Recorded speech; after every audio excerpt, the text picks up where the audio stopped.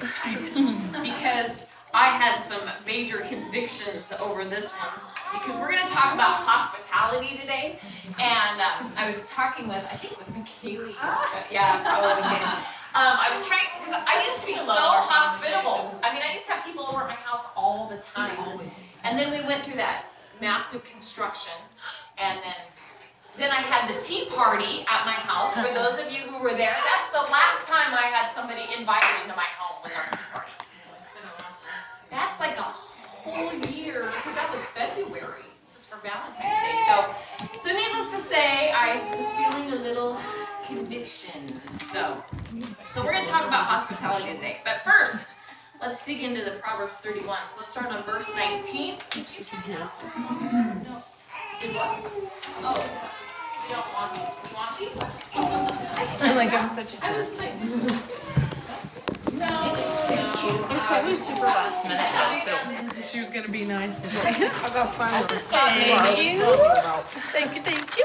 Thank you. Pass it down. So have you taken the class by Chuck Bentley? I haven't done any men yet. All of my lessons, they've all been by women so far. What is it on? Finances. Oh no, I'm not doing the money one yet. I'm doing the home organization right now. Because Finances is next. he's from Crown Financial. He is quite a story. He's very good. What's the name? Chuck Bentley. And then there's one too. It's called I can't remember his name. Brenda is his wife. It's called Fix the Money. That's a good one too. Oh yeah. I haven't done any of the money things yet other than the Duggars. Oh, I did that one. That's it. It wasn't very informative. No, these other two are really good. The other two. All right. So, verse 19. She layeth her hands to the spindle, and her hands hold the distaff. She stretcheth out her hand to the poor. Yea, she reacheth forth her hands to the greedy, to the needy. So great. Greedy? Wow. I can't see my glasses. I took my glasses out. Well, I took them out of my Bible to work on it yesterday, and I think they're sitting on the table. She is not afraid of the smoke for her household, for all her household are clothed with scarlet. All right, so the first verse 19, she layeth her hand on the spindle, and her hands hold the distaff. Have any of you ever seen someone actually working with the spindle and the distaff? At the fair. At this fair? Oh, well, okay, yeah, that's right, because I know the gal who does it. Don't they do that? Yes, they do. Walmart. They do, yes. Oh yeah. Yeah. Connor saw that this last year, and he said, "What are you doing?" And so she sat there and explained it to him. And Connor just sat there and soaked it all up. He was very interested in it. Well, it is very, if you never get a chance, YouTube it or something, because it is quite an art, really. I mean, it's amazing that these women did this, but you have to have some coordination, you have to have talent. So it's not something that I could just walk up to and start doing. You actually you would have to be trained and such, and all of those things. But the words that I get out of this, when I think of the times that I've seen, I actually have a lady friend who was one of our mentor moms when I used to be in MOPS. And she does that, and she's usually one that's at the fair. There's just there's diligence involved. They are very efficient in what they're doing, because, I mean, you got to kind of keep up with everything that's going, and very productive. And I just think I could see her sitting there, and it's amazing. It's amazing. If you ever get a chance to pop in at the fair, by all means do it. But it's not easy. It's not easy work. And that's what I think about when he talks about her laying her hand on the spindle and holding the distaff. And what you'll find in the next several verses is that we're going to see some of the things that she makes with that and what she does with it. So that's number one. So A would be diligent. B would be efficient. And C would be productive.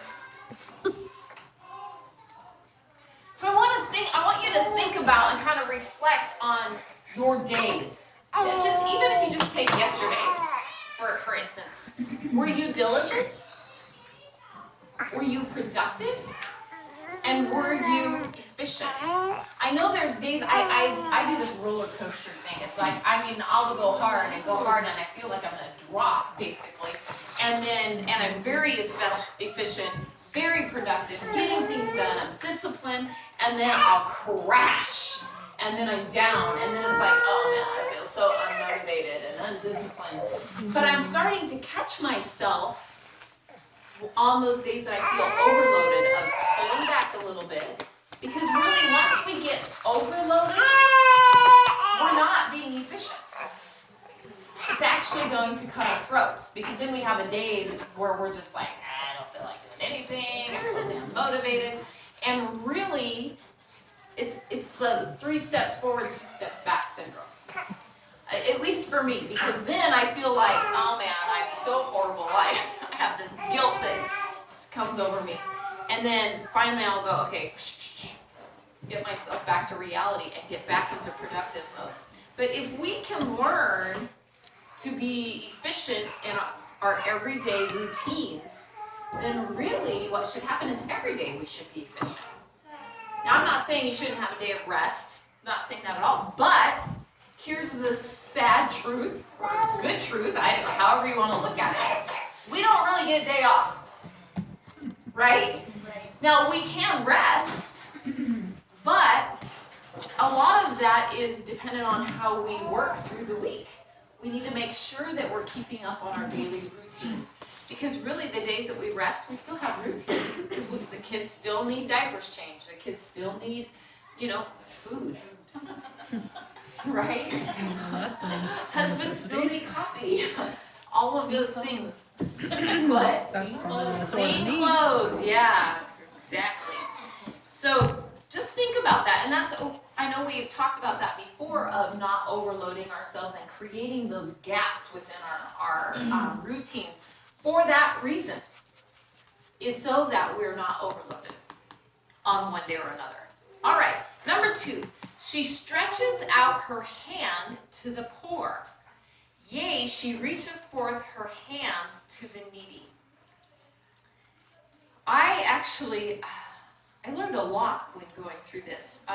And we had talked a little bit about the word hospitality before, and we'll kind of get into that. But the thing that I get out of this is that she was very unselfish. And is letter A. I know there's many times in my day that I do things merely because it makes my life easier. It's not necessarily out of a love for what I'm doing or out of unselfishness. It's purely motivated by self. Because sometimes I struggle with this. Sometimes it's just easier to do it myself, because then it's done. But this lady is so unselfish. She's constantly thinking outside of herself. And I love that. I so want to be more of that. There was a lot in this chunk, in this verse that I got out of this.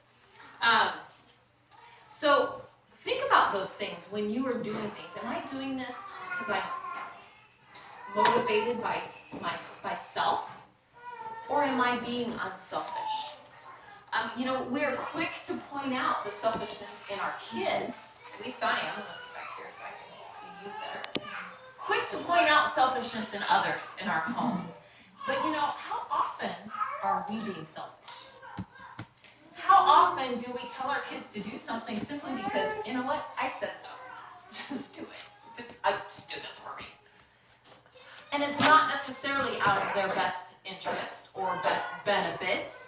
It's merely because I want you to do this, so do it. There are many times, and I can put a real good smile on it and make it sound like it's unselfish, but really it's just, I just want them to do this my way. We need to set that aside. That's sin. It's just the ugliness of self that's showing itself, at least within us. It may not show itself to others, but we know. There are times when my kids may ask me to do something, and I'm just like, no. And inside I'm like, okay, why am I telling them? Because I don't want to take them. I don't want to, it's totally about me. It has nothing to do with what they're doing. perfectly legitimate thing to do. It's just that you know what, that's past my bedtime, and I don't want you to put me out, and we have to go out and get you. Purely motivated by self. Now, I'm not saying that we have to say yes to everything. Okay? Hey, teenagers. But you know what I'm saying, because there are those moments, and you know when you do it, when it comes out your mouth, and you're like, yeah, I'm totally not going there, because I don't want to. Instead of just going, you know what, I'm going to put myself aside, and yeah, let's do that. Or, like I said, I'm not saying that you can't say no. No guilt. All right. B is poor. She is reaching out to the poor and the needy. And I looked up this word. Poor can mean many different things. Because, of course, in our American mind, we think poor as not having money. But there are so many things that are attached to this. Poor can mean weak, afflicted, wretched, humble, lowly. Now, in our culture, you know, we automatically just think if someone's poor, it's that they don't have any money. But really, there are very poor people out there that have a whole lot of money. Because they are afflicted, and they are weak, and they're lonely, and they're... So poor, we need to get this mindset out of reaching her hand out to the poor. I just think of all those homeless people out there that don't have a home that I need to reach out to. Yes, that does apply, but that's not just the only applicable situation here. Ladies, we have people in our church that are poor. They are needy right now. They are struggling.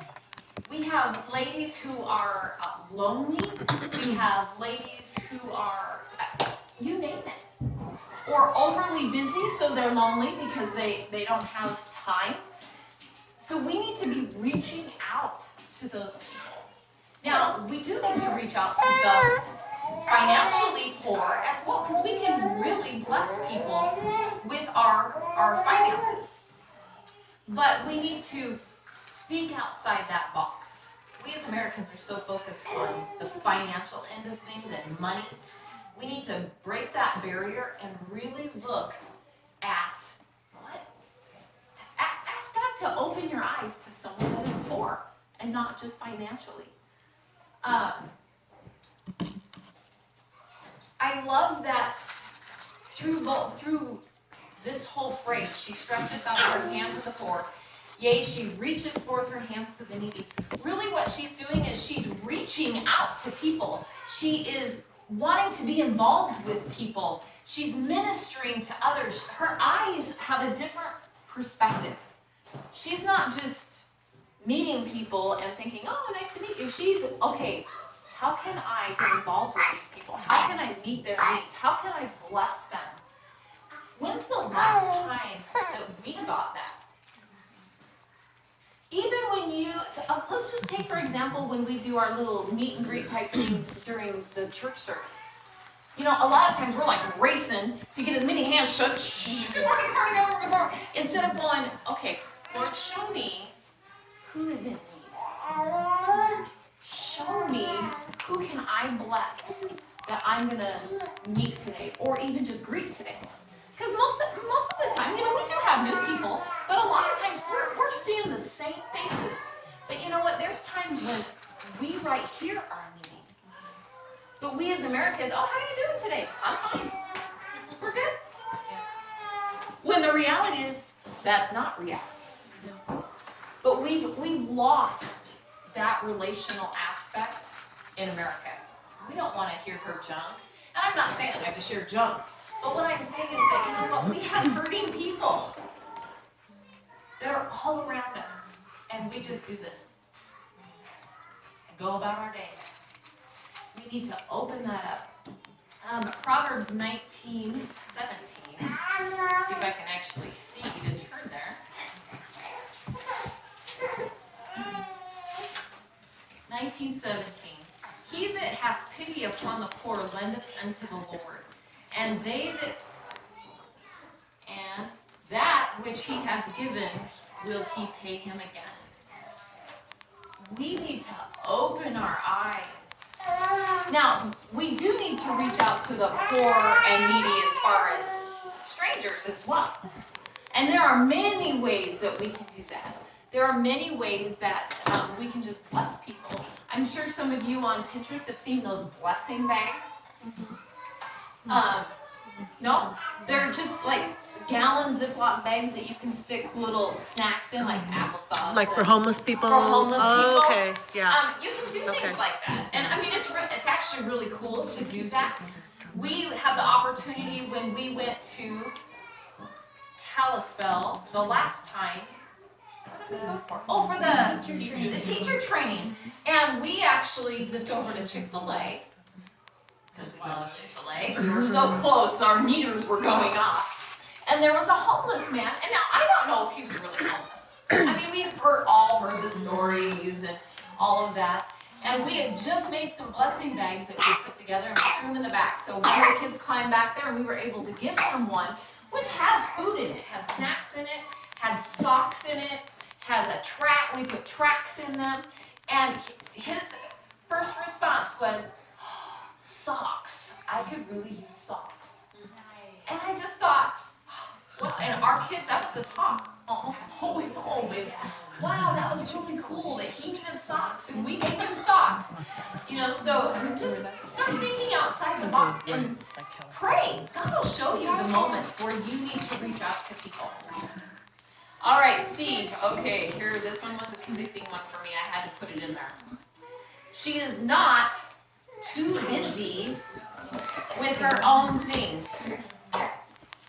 She shares her time with others. We are in a culture of busyness. Satan has duped us into believing that busyness is good. Oh yeah, I'm doing this for the Lord. I'm doing this for the Lord. I'm doing this. We are too busy because now we don't have time. I mean, if I can't have somebody come over to my house in the last year and a half, I'm a little too busy. I'm preaching to the choir here. I'm the first one to admit we need to slow down and enjoy. Enjoy the people around us. Enjoy. You know, it used to be I'd get together when my kids were younger and do things with other moms that had kids the same age as me. Even if it was just going to the park. But we were, you know, just having little fun outings or homeschool trips or whatever. And then we'd have families over for dinner or whatever. And it's like we got to this stage in life where all of a sudden life's crazy. And you just go, I don't like it. Because not only that is I still have little kids that are missing out on a piece. I was just talking with a girlfriend that we used to do a lot of things together. She's got a lot of kids. She has 6. I have 6. We have a lot of kids the same age. We would hang out and do things for hours. We would go do things and have fun and go on trips to the fire department and all that.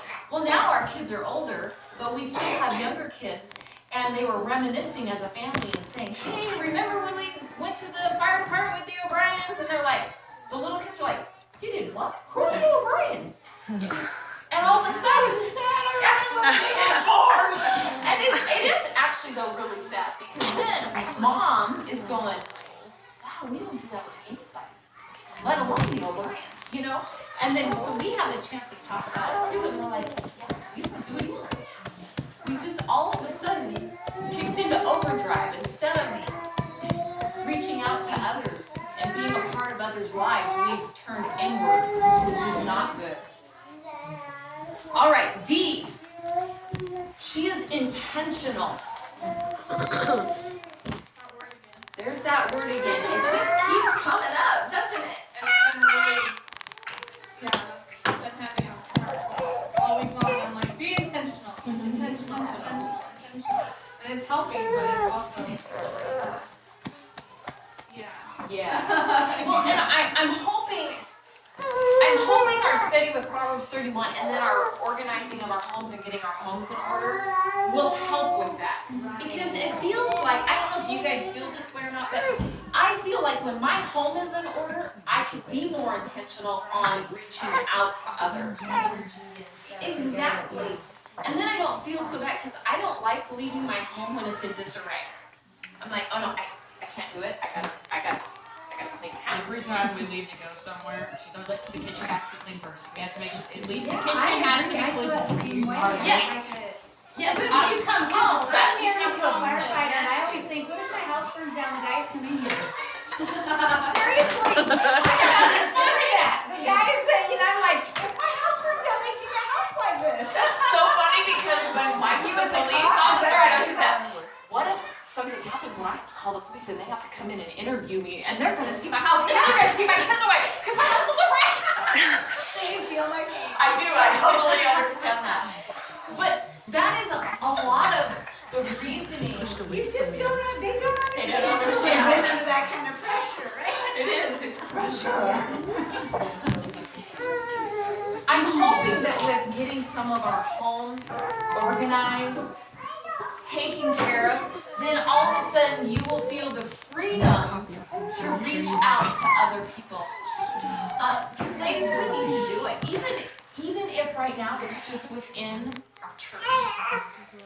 We need to be reaching out to other moms, other ladies. And I'm not talking about just the people that fit your season. We should be reaching out to everybody. We've had lots of older ladies that have had surgeries and have had deaths in the family and all that. And we'll bring them a meal or all that.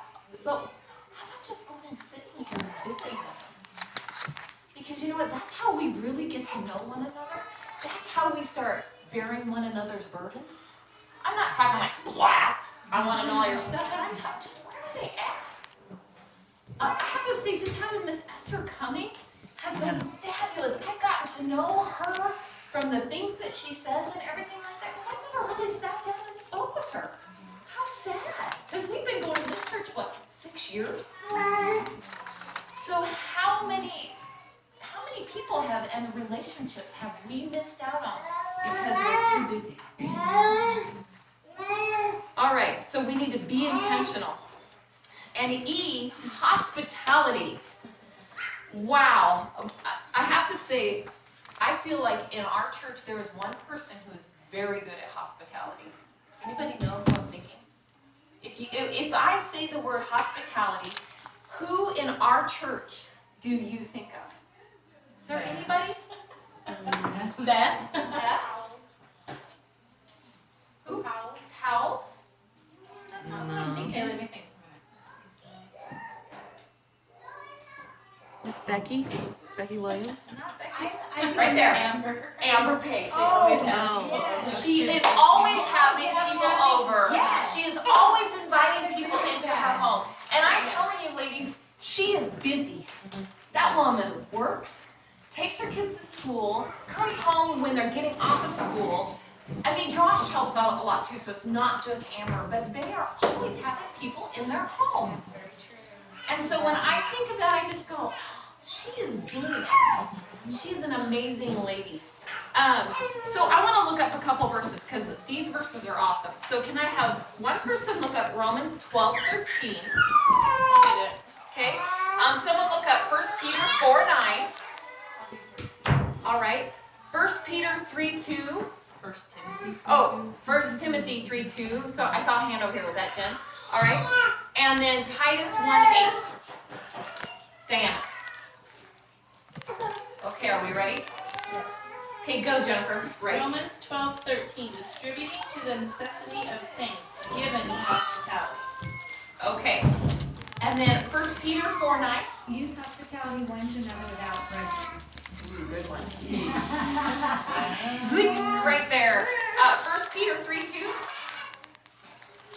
It's 1 Timothy. Oh, why do I keep First saying Timothy. Yeah, I keep saying 1 Peter. 1 Timothy 3:2. A bishop then must be blameless, the husband of one wife, vigilant, sober, of good behavior, given to hospitality, apt to teach. Okay. And Titus 1:8, Diana. But a lover of hospitality, a lover of good men, sober, just, holy, temperate. All right, so I pulled out those verses. Well, actually, they're the only verses that use the word hospitality. But there's 2 different definitions. And I don't think I blanked them out on here, so I think you have them. So the hospitality in Romans 12:13 actually means a love to strangers. And I know we've talked about this before of bringing people in our home that we don't know. So I thought that was very interesting. But the others, the actual word means fond of guests and generous to guests. So it actually applies to having people in our home that we know as well. Now, how many of you are fond of having guests? Do I have anyone here? Okay, we have some people here. See, that's the problem is with you are. The Yeah, husband is the husband's like, he loves hosting, but see, the thing is he'll cook too. So he likes cooking. He likes for the a bunch of whole people, part of it. except for cleanup, that's usually.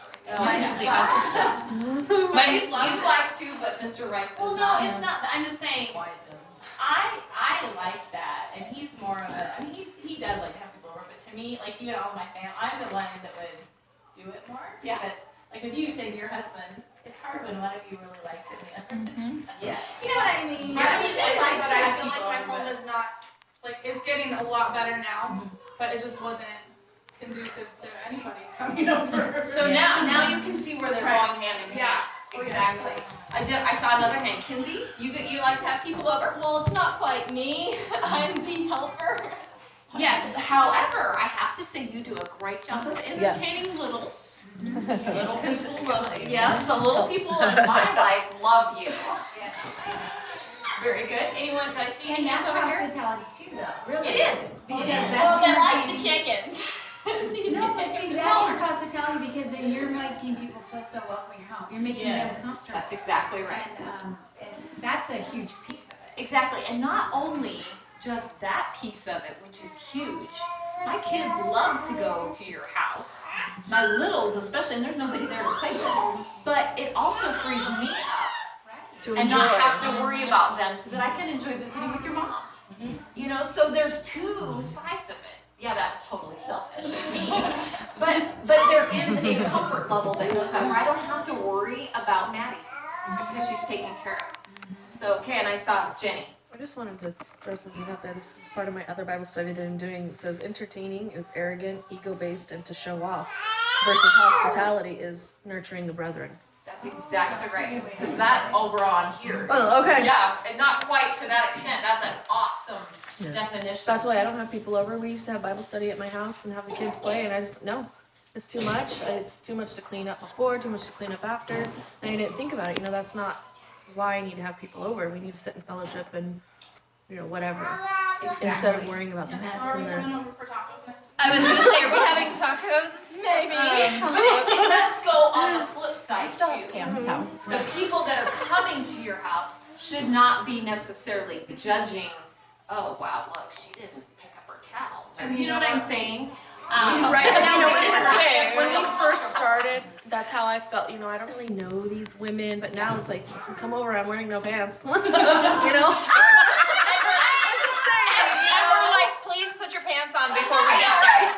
We will stand at the door. It's really put your pants on. I stand at the door and knock and say, put your pants on. We'll remember that about Jenny. Yeah, that's gonna be the thing about Jenny.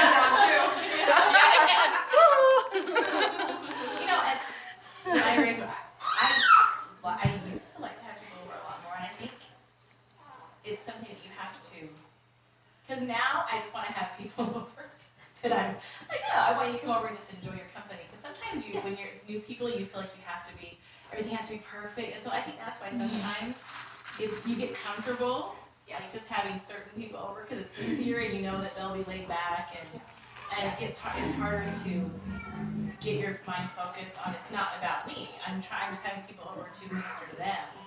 And our old pastor in Cedar, his wife, she used to always, how did she say it? She gets so mad when women would say, well, hospitality is just not my gift. It's not a gift. Everybody.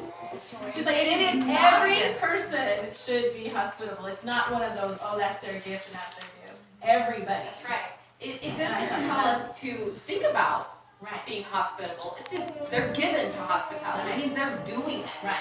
We should be doing it as a reality. All right, and F is comfort and edifies. I've been studying the book of 1 Corinthians, and this word keeps popping up, and that is edify. We have lost this concept in the churches today. So first off, comfort, let's turn to 1 Thessalonians 5:11. Can someone read that for me?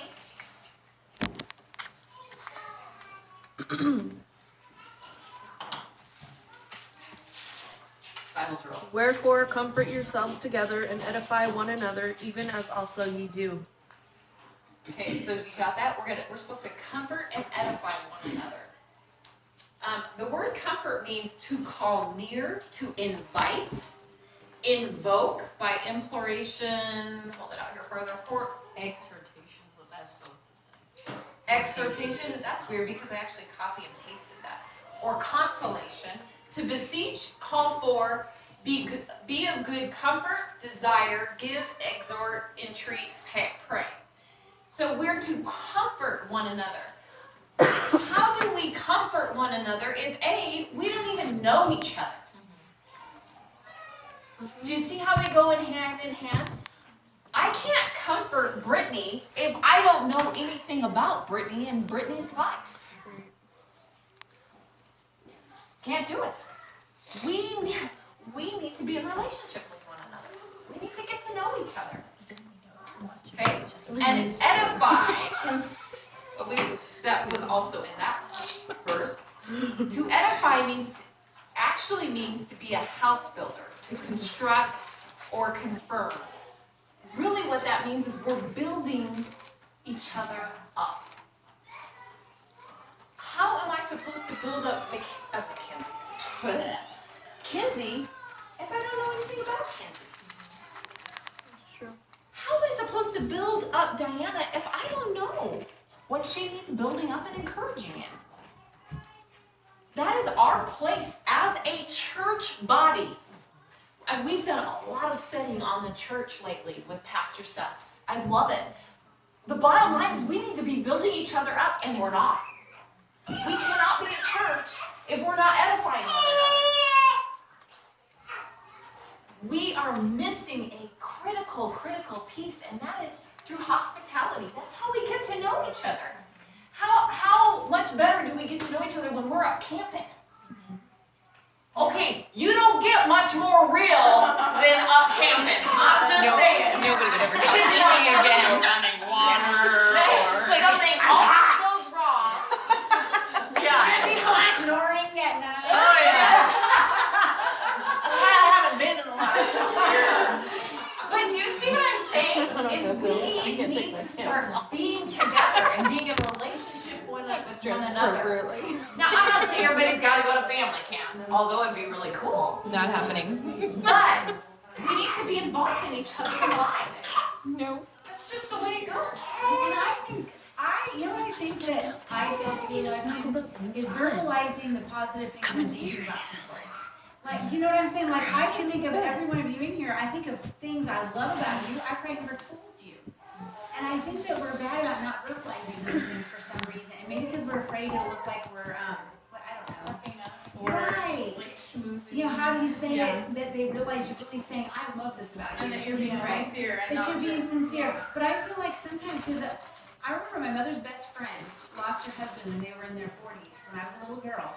And when she was in her 60s or something, my mother and she were sitting and talking about when he died. And Mother said, Sandy, you were so brave when Don died. She goes, what? She goes, everybody thought that. Your church family, your friends, all of us were so proud of how brave you were. She goes, Ronnie, if somebody would have told me that, I could have been braver. She said, because I didn't know anybody believed in me or thought I was. See, and she said, I wish people would have told me that then. And I think, how often do people around us need us to say, this is awesome about you, or this is great, and I feel like I fail to do that. But again, I struggle with the how do I do it without not being like, well, Jennifer, you're awesome. I love how you know. Because sometimes when we know someone's down, then we give them, but we don't just do it before they Just to get. be honest and say, right, Right. to say, I just love this about you. You know, my favorite thing when I go to the store, I know a lot of you probably get this.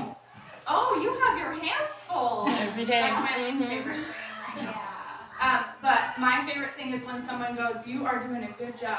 Yeah. And I'm like, "Oh, thank you." And it's always when you need it. Well, your Because kids are somebody- so well behaved, and I look at them like, Right. Like, but thank you. Okay. Almost Did you always just when you hear me get that. spanking them, like, a couple hours over? They're screaming that you are. Yeah. Right. Yeah. You didn't But see us that's- down the it's just chip not aisle. Random, like, you're doing a good job. That's right. That's just, it means the world sometimes. But you're And right, even the when brains it's can a build. bad day, you know what, just keep going. Yeah. Keep it. There are always ways we can encourage one another. But, you know, if we're not with each other and we're not in a relationship with one another, how do we know? Because really, ladies, and I know this is going to come as a shocker, how you see me on Sunday mornings is really not me. Amen. Right? Yeah. Because we all get dressed up. We all It's a game That's changer. right. We put our game face on. And if you are anything like me, your morning has been crazy. Yep. And you just want to get in the chair and go, we're here. Yeah. Good. Yeah. Great day. Everything went so smoothly this morning. Right? But ladies, you know what? It's on the camera trips when things go wrong.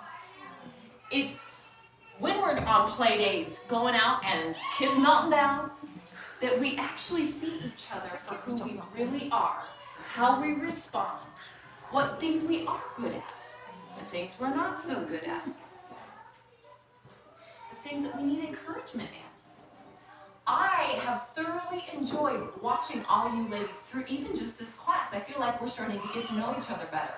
I'm seeing things on Facebook where, or someone coming up to me and saying, you have no idea how much I've struggled in this area. Thank you so much. I wouldn't have known that. You know what I'm saying? We have to start letting loose of those masks and getting to know each other. Because ladies, we're a church body. We're a team. We need to start treating each other like we are one. We need to get to know each other. We need to bear each other's burdens. That came out, and then of course, me being flooded with emotion, and then fear raises over me as well. And just saying, you know what? God will give you what you need in that moment. And I'm thankful I don't have to go through that right now, or a child missing, or we just had a friend whose child ran away the last couple of days ago, and my stomach sunk. Because the world is not what it used to be 20 years ago when kids ran away. You know, you can think, okay, well, they're just probably holed up with a friend or something. Well, nowadays, someone sees that on the news, and now they're in human trafficking, and they're somewhere in another country, never to be seen again. I mean, that's just reality. But just trusting that God will give us what we need at that very moment. I don't know if that we can necessarily prepare for those moments other than when we're in them, God gives us what we need. And just like saying that and what you've said before is, I think sometimes you go through, or even if you're worried about something with your kids, and then you make it through that, and Yes. they're okay, and you're like, okay, now we can, right? You know, I think that the more that you know, I mean, I don't know. No, What I'm I saying, the think, more no, that you I go know through exactly it- what you're saying. The more you go through, God realize, realizes okay, that much we- more faith. Yeah. And then we go through it and that much more faith. I mean, because it took us a while to get over the whole thing with the freaky tenant. But now, I don't have those fears because I felt like God showed himself and showed me in light of who he is. Of, okay, you are fear right here. I just had another instance. This hasn't been too long ago. I got a phone call. Well, we got a surprise inspection by the actual owners of our complex. And see, our owners have changed since with the rehab. So we've never met these owners, and we've heard horrible, horrible stories about how stringent they are and all this. We got this surprise. She's gonna show up like 2 days, and we want the complex clean. I mean, we saw snow piles and everything. And so, I mean, I'm like, oh my goodness. It was like major stress. I'm like, okay, we're gonna do this. The kids helped us get everything clean and everything. Well, then I get a phone call that morning, a text message from my husband. It says, Nate is coming up too. Nate is our boss. Nate is the owner of the company that we work for. And I'm thinking, all of a sudden my mind goes bad. oh my goodness, we're getting fired. Oh my, we're in trouble. Blah, blah, blah, blah, blah. And then I'm like, I immediately, it was the coolest thing because I've never done this before. All of a sudden, I had this moment of, what's the word? Everything just stopped. And I'm like, Lord, what am I doing? I totally am not trusting in this. I'm just going to trust you. It doesn't matter. Even if he is here to fire us, you got our backs. You know the next step. You know what's going to happen. And it was just this split second when I'm like, oh my goodness, but what if he's going to fire us? You know, but then he brought me back. And then it's not our business. It's God's business to fix the problems or take the worry away or whatever. It's true. It's true. I'm gonna make a sign that says it's not your business. Business. All right. Okay, all I wrote. Yeah, it's not your business. See, I don't Well, he was also in other. Was that at the youth? No, it was when he preached here, because he was talking about things in our lives that were like, I think he started talking about other people too, but then he said, but yeah. Like Yeah, he was said, talking about his when sister, you- wasn't it? Her husband died or something. Oh, yes, something like that. And she was That's worried about right. keeping her house. and- That's It's right. not. It's not Yeah. your And that's what he said. It's not your business whether your house sells or who's going to pay your payment. Mhm. Yeah. All right. That's I do good. remember that. Good additive there. All right. So we're going to take a couple minute break. Hey, let's do 10 minutes.